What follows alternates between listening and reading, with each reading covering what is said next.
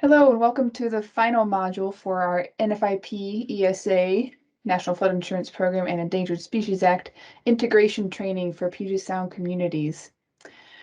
If you've listened to the prior modules in this training, you'll know that we covered a lot of information, and there's a lot of information available in the resources that we've developed about floodplain management with these ESA considerations incorporated.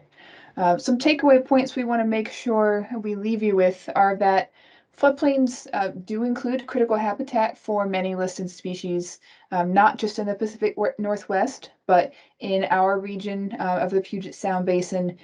We have special salmonids and southern resident killer whales that we need to think about when we are making floodplain management decisions.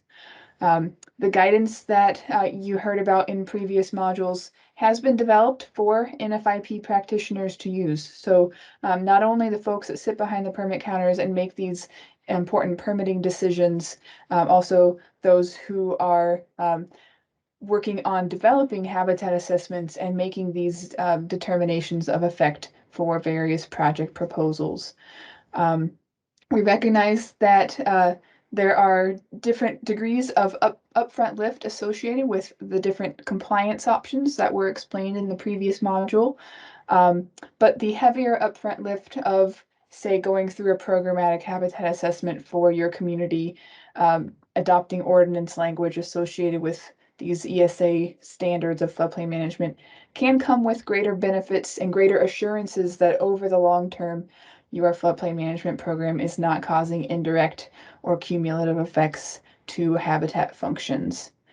And in thinking about this paradigm shift that we've addressed today or throughout the modules, we like to think about, what's good for fish, what's good for the southern resident killer whales, what's good for the ecosystem processes on which all of these threatened species depend, can be good for us in terms of flood resiliency and protection as well. So we'll leave you with that, and I want to make sure that you remember to reach out to us for additional materials on habitat assessments, on model ordinances, on these various compliance options.